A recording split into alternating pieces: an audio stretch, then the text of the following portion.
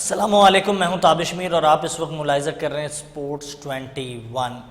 पाकिस्तान से मुतालिक अगर जब भी बात की जाती है तो सबसे पहले क्रिकेट से पहले अगर किसी खेल को तरजीह दी जाती है तो वो पाकिस्तान का कौमी खेल हॉकी है। लेकिन जो कल कुछ हुआ पाकिस्तान की हॉकी टीम के साथ, इसके बाद वज़ीर आज़म पाकिस्तान मियां मोहम्मद शहबाज शरीफ ने ना सिर्फ इस मामले पर नोटिस लिया बल्कि इस पर सख्त एक्शन भी किया। और एक्शन का अमल ये रहा कि पाकिस्तान हॉकी फेडरेशन के सदर तारिक बुख्टी और जनरल सेक्रेटरी राना मुजाहिद को उनके ओहदे से फारिग कर दिया गया है। और जो हमने सिनेरियो देखा, पाकिस्तान हॉकी टीम जो ऑस्ट्रेलिया में मौजूद थी, जहाँ बद इंतज़ामात के पेश नज़र जो है पाकिस्तान के जो खिलाड़ी थे वो रुलते रहे, घूमते रहे, लेकिन उनकी जो है कोई फैसिलिटीज़ जो हैं बरोए कार नहीं आई, जिसके बाद वज़ीर आज़म पाकिस्तान ने सख्त नोटिस लेते हुए कार्रवाई करने की हिदायत कर दी। और जबकि एक अहम इस वक्त पेशरफ्त ये सामने आई है कि ओलंपियन समीउल्लाह, रशीदुल हसन, शहनाज शेख और अयाज महमूद के बाद एक रिटायर्ड मेजर जनरल BPHF की सदारत के दौड़ में शामिल होंगे। मेजर जनरल रिटायर्ड असगर नवाज़ आर्मी हॉकी टीम का हिस्सा रहे हैं। असगर नवाज़ को मुतादिद इदारों में DG की हैसियत से काम करने के भी बड़ा अहम तजर्बा उनके पास मौजूद है, जबकि रिटायर्ड मेजर हॉकी फेडरेशन में भी जो है वाबस्ता रहे हैं और उनके मामलात को भी एज एडवाइज़र वो जान चुके हैं।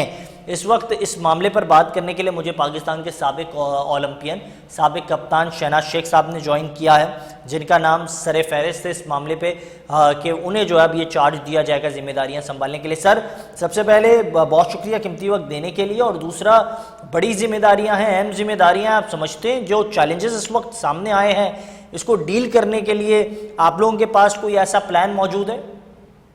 ताबिश, बहुत बहुत शुक्रिया आपका। आपको पता है कि मैं वाहिद पाकिस्तानी खिलाड़ी हूँ जो रिटायरमेंट के बाद भी इंटरनेशनल हॉकी से जो है इन टच हूँ।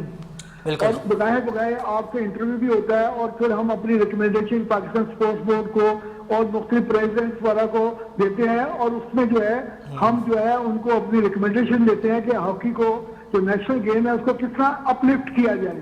तो उसमें सबसे बड़ी चीज है कि हमारा 3 पॉइंट एजेंडा जो है हमने जो बनाया हुआ था, और उसमें सबसे बड़ी चीज थी कि पाकिस्तान का मसला जो है कि फंडिंग का मसला सबसे बड़ी चीज है कि फंड जो है वो पाकिस्तान के नापैद है। लेकिन फंड जो है अगर कोई क्रेडिटेबल लोग, ऑनेस्ट लोग, टेक्नोक्रेट आए तो लोग देने के लिए तैयार है। नंबर 2 ये है कि कॉन्स्टिट्यूशन अमेंडमेंट हो।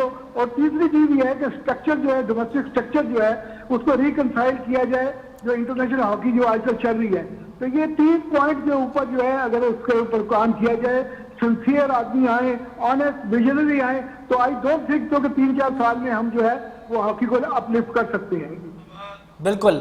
अच्छा, ये सारी चीज़ें तो हो रही है, इसमें जो जो नाम सामने आए हैं हमने मुसलसल देखा कि बात की जा रही थी इस हवाले से भी, लेकिन मुझे काइंडली ये बताइएगा आप, ये सारी चीज़ें हो रही हैं, सिनेरियोज हो रहे हैं, इसमें अब आगे जो चैलेंजेस हैं उसका सामना बासानी आप लोग कर लेंगे? वो तमाम तजर्बेकार लोग हैं। नहीं, इंशाल्लाह ताला देखो ना, नियत दुरुस्त हो और अपना खौफ खुदा हो तो और बिल्कुल चीज है कि आप विजनरी हो, विजनरी हो और बिल्कुल प्लान आपके। प्रोग्राम में एक बार फिर से खुशामदीद और पूरी उम्मत मुसलमान को जो है इस वक्त रमज़ान की बहुत बहुत मुबारक हो। और पाकिस्तान में क्योंकि माह रमज़ान का जो पहला रोज़ा है वो कल होगा, लेकिन इसी के साथ साथ माह रमज़ान आते ही पाकिस्तान टीम के लिए जो एक बैड शेडो था वो गुड शेडो में भी तब्दील हो गया। पाकिस्तान टीम ने अपने आखिरी मैच में शानदार परफॉर्मेंस का मुजाहरा किया, लेकिन इस परफॉर्मेंस के बाद काफ़ी बुनियादी सवालात उठ रहे हैं। मुझे ज्वाइन कर चुके हैं सगीर अब्बास साहब, फॉर्मर पाकिस्तानी क्रिकेटर और एक अपनी क्रिकेट का एक बहुत बड़ा नाम। सगीर भाई ने मुझे ज्वाइन किया। सगीर भाई, इस वक्त मुझे काइंडली बताइएगा, बाबर आजम को अगर खिलाना नहीं था आपने तो फिर आपने टीम में शामिल क्यों किया? ये मैनेजमेंट की पॉलिसी समझ में नहीं आ रही है। जी, सबसे पहले तो पूरे मेरे पाकिस्तानी भाइयों को मेरी तरफ से बहुत बहुत रमजान मुबारक और गुड लक पूरे पाकिस्तान को। अल्लाह करे ये रमजान हमारे लिए हर हिसाब से बड़ा शानदार साबित हो ये साल हमारा। और दूसरा ये है कि हाँ जी, ये कुछ बात समझ में नहीं आ रही। दरअसल जब अब आपने बाबर को खिलाना है 4थे नंबर पे, अगर पहली विकेट पार्टनरशिप लंबी हो जाती है या वन डाउन लंबा खेल जाता है तो फिर आखिरी 6-7 ओवरों में तो वो उनका यूज रहता ही नहीं है ना। बाबर आजम का। तो या तो और सायम अयूब अभी मैं आगे की बात कर रहा हूँ, बिल्कुल फॉर्म में नहीं है।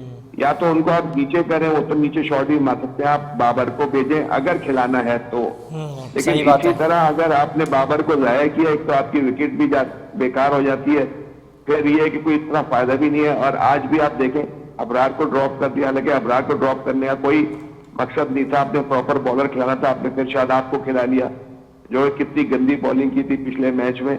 हल्के मैचों में तो ये लोग बड़े सुपरस्टार हैं, लेकिन जहां अच्छी टीमें आती हैं वहां पे इनसे कुछ होता नहीं है।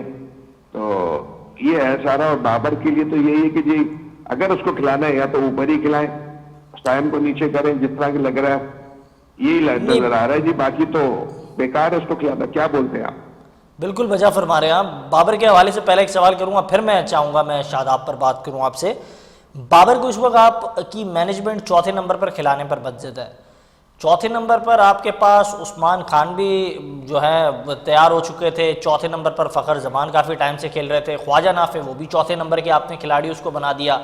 तो जब माजी में बाबर आजम आपके ओपनर बैटर थे तो उस वक्त भी बहुत सारे ओपनर थे, लेकिन बाबर क्योंकि ना जाने आउट ऑफ द बॉक्स उनको फेवर मिला, वो उस वक्त ओपनर लगे रहे। अब उसी तरह से वही साइंस है पीसीबी के मैनेजमेंट की कि बाबर को चौथे नंबर पे खिलाने, लेकिन दूसरे और भी अच्छे खिलाड़ी मौजूद हैं। अब जिस तरीके से आज आपने अपॉर्चुनिटी दी नाफे को, तो मतलब आप समझते हैं ये जस्टिस किया आपने जूनियर खिलाड़ी के साथ?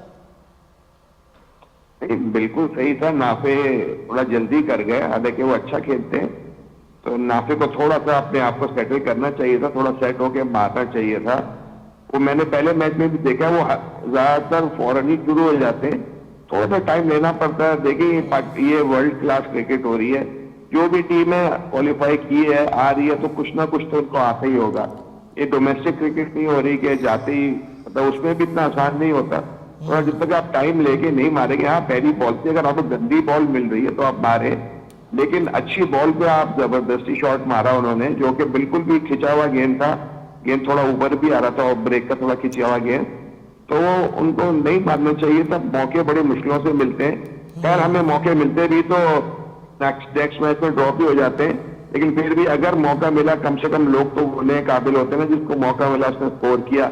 अब ज्यादा दूसरी तरफ ये लफ्ज ड्रॉप वाले पे भी मैं आऊंगा, ड्रॉप को रेस्ट दिया जा रहा है इस बात पर भी मैं आऊंगा आपसे, लेकिन मुझे शॉर्टली बताइएगा 3 विकेट कीपर एक टीम के अंदर आज से पहले कभी हुआ है? पाकिस्तान की कई बार टीम बनी, जितना मुझे नॉलेज है सर, मैं तो नहीं देख रहा हूँ, उससे माजी में कभी ऐसा हुआ है? नहीं, पार्ट टाइम जरूर एक आध हो सकता था, लेकिन कभी भी ऐसा नहीं हो कि तीन आप कीपर खिला रहे हो। लेकिन ये है ना, क्यों नाफे भी कीपर हो गए, 2 कीपर है, एक तो पार्ट टाइम है, तीसरा वाला तो बिल्कुल साफ ज्यादा। तो 2 कीपर खिलाए, एक स्टैंड बाई विकेट कीपर समझ लें। अच्छा, इस पर मैं आपका पॉइंट ऑफ व्यू जानना चाहूंगा। शाहीन को और इब्रार को आप नहीं खिला रहे हैं, अगर नहीं खिला रहे तो उसका मतलब ड्रॉप, लेकिन सुबह से ये खबरें चलाई गई पीसीबी की जानिब से कि रेस्ट है, ड्रॉप नहीं है। तो अगर रेस्ट आप कहते हैं तो जो माजी में जो परफॉर्मेंस थी वो तो परफॉर्मेंस रेस्ट इन पीस वाली थी, इसके बाद कौन सा रेस्ट रह गया? एक तरीका होता है रेस्ट बोलने का, कोई मकसद तो यही होता है प्लेयर को थोड़ा सा कॉन्फिडेंस रहे, अगर अचानक से कभी खेलना पड़ गया तो प्लेयर को भी पता होता है जी मुझे ड्रॉप किया है। रेस्ट का तो कोई, जब तक प्लेयर खुद ना कहे जी मुझे रेस्ट दो, अच्छा सीनियर प्लेयर, तब तक तो आप उसको रेस्ट नहीं दे सकते हैं ना। तो इसीलिए हम रेस्ट कहते हैं। ये असल यही होता है कि भाई आपको नहीं खिलाया, आपको ड्रॉप किया गया है जी। अच्छा, सलमान मिर्जा से 2 ओवर आपने करवाए, वो बॉलिंग अच्छी कर रहा था, 11 रन दिए, 1 विकेट उसने ली, अच्छी बॉलिंग कर रहा था, आपने उसको ज़्यादा इस्तेमाल नहीं किया। क्या सोच है, मतलब वो जो रेस्ट वाला लफ्ज है उसको कंटिन्यू रखना है? अजी मुझे नहीं लगता इनको आगे शायद खिलाए, हो सकता है शाहीन को ही खिलाएं। क्या बता भी रहते हैं मैच के दौरान भी कि 1.5 घंटा उन्होंने बॉलिंग करी है। लेकिन सर मैं आपसे जानना चाह रहा हूँ, मैं आपसे इसके लिए जानना चाह रहा हूँ, हमें मालूम है आपके घर के अंदर क्रिकेट लेगेसी ने जन्म लिया। अगर जहीर अब्बास साहब कप्तान होते, क्या उनकी भी ऐसी सोच होती? नहीं, उन लोगों की सोचों तो बहुत साफ सुथरी थी, उनका किसी किस्म का एंगल नहीं था। वो तो क्रिकेट के लिए खेलते थे, क्रिकेट से मोहब्बत करते थे, कि वो करते थे। आजकल के तो पैसा बहुत इन्वॉल्व हो गया और पंटरबाजियां बहुत हो गई है, सीधी सी बात है। शाहीन अफरीदी को यह है कि बिल्कुल फॉर्म नहीं है, मैं हूं तो बिल्कुल ना खिलाऊं। अभी तो जब तक उसको कॉन्फिडेंस है इतना, और हमारा थोड़ा सा ये कि पहले मैचों में भी अगर कुछ अच्छा करते तो चले समझ में आता है। इंडिया क्लास चले बहुत अच्छी टीम है, लेकिन आप भी तो बहुत अच्छे हैं ना, आपको भी तो बहुत अच्छा कहा जाता अच्छा, है। एक खिलाड़ी को आप कल तक सईद अनवर कहते रहे, हमने कहा बहुत जल्दी हो गई, आप गलत कह रहे हैं, गलत उसको इंटरप्रिटेट कर रहे हैं, फिर वो लड़का सईद अजमल बन गया। अब उसका मुस्तकबिल क्या देख रहे हैं? वो टीम के अंदर एज ए ओपनर खेलता है, लेकिन अगर मैं ओपनर की बात करूं, फखर जमान से ज्यादा प्रोग्रेसिव ओपनर तो इस वक्त कोई नहीं है। किसकी बात कर रहे हैं आप? मैं साइम अयूब की बात कर रहा हूँ। आप उसको एज अ बैटर लाए, उसको बॉलर बना दिया, अब वो ना परफॉर्म कर पा रहा है, बैटिंग उसकी अप्रोच बिल्कुल जीरो हो गई है। जी बिल्कुल। देखिए, अगर आपको उसको खिलाना ही है एज ए ऑलराउंडर, तो मैं तो ये कहूंगा कि अगर उसको परफॉर्म नहीं है तो उसको नीचे ही लेके जाना चाहिए। क्या पता नीचे, क्योंकि देखिए लंबी ईंटें भी मार सकते हैं, तो इसलिए। और आपको अगर बाबर को खिलाना है तो मैं नहीं समझता 4 पे वो सूटेबल है बिल्कुल। आज भी देखिए जाया हुए ना, कोई फायदा नहीं है, शादाब आ गए उनकी जगह पे और उसके पहले उस्मान आ गए, तो वो तो नहीं गए ना उनको। अगर आप समझते ही नहीं हो ईंटें मार सकता है तो आप या तो उसको बिल्कुल ही ना खिलाएं, या खिलाए तो फिर जरा ऊपर खिला लेंगे, कुछ शायद कुछ कर ले, शायद पर ये बेहतर नहीं है सर, इतना आपने चांस दे दिया, बेहतर नहीं है एज ए ओपनर फखर कोई चांस दे दें सर्कल के अंदर तो फिर भी अच्छा खेल लेता है, तजर्बा भी है। नहीं, फखर को तो बिल्कुल खिलाना चाहिए, लेकिन अगर वो उनकी टीम में अभी नहीं आ रहा तो उस हिसाब से बात करता हूँ। अगर आप मुझे ये बोलते हैं फखर को खिलाए या बाबर को खिलाए, तो मैं उसको फखर का बोलता, तो वो मुझे लगता है उनके अभी उसके आ नहीं रहा कि उसको खिलाया जाए। लेकिन मेरा ये ख्याल है, अगर आप ये बोलते हैं इसको बाबर को खिलाना है या फखर को, तो मैं फखर को तरजीह दूंगा। सर बाबर की आप समझते हैं जगह टीम में बनती है, जिस तरीके से कंपटीशन चल रहा है, शाहीन को तो आपने रेस्ट करा दिया है, ड्रॉप कह रहे हैं आप, जो भी बाबर की जगह बनती है। लेकिन T20 पे तो मेरा नहीं ख्याल उनकी बनती है। हाँ, वनडे और टेस्ट में तो जरूर बन सकती है, लेकिन अभी भी वो T20 के मैं नहीं समझता कि वो, देखिए जो T20 में तो आपको हर कोशिश छक्के की चौके की ज्यादा होनी चाहिए, कुछ टाइट रोटेट करने की कोशिश करते हैं, वो भी अब लोगों को पता है कि भाई छक्का बड़ा शॉट नहीं मार सकते, तो सिंगल डबल ही प्रॉब्लम हो जाता है। जब एक आदमी को पता है छक्के चौके नहीं मारेगा तो फील्डिंग में थोड़ी आगे होती है। और बिल्कुल ठीक है, लेकिन जब किंग का जिक्र हो रहा है, जब बादशाह की बात हो रही है, तो फिर वजीरों की भी बात कर लें। आपने प्रोग्राम के आगाज में कहा कि शादाब को क्यों खिला दिया, वो लाडले क्यों है इतना ज्यादा, वजह क्या है उनके लाडलेपन की कि उनको आपने जो है ड्रॉप नहीं किया, जबकि उनकी पिटाई तो पहले ओवर में जिस तरह हुई, इसके बाद कप्तान ने बिल्कुल हिम्मत नहीं की उनको बॉल देने की इंडिया के खिलाफ। हाँ जी, मेरे ख्याल में तो इस्लामाबाद यूनाइटेड के प्लेयर है वो, और इस्लामाबाद यूनाइटेड के कैप्टन भी है।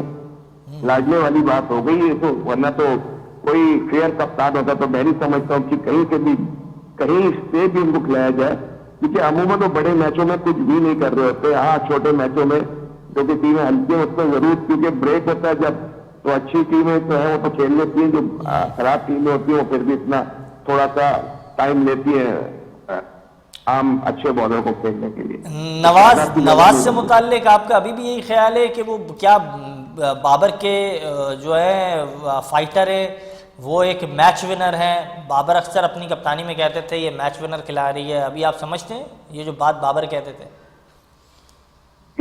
किसके लिए बात करी आपने? सारी मोहम्मद नवाज फिर भी जगह कहीं ना कहीं चिप इन कर देते हैं, वो कहीं ना कहीं आके अपना कुछ ना कुछ तो दिखाई देते हैं।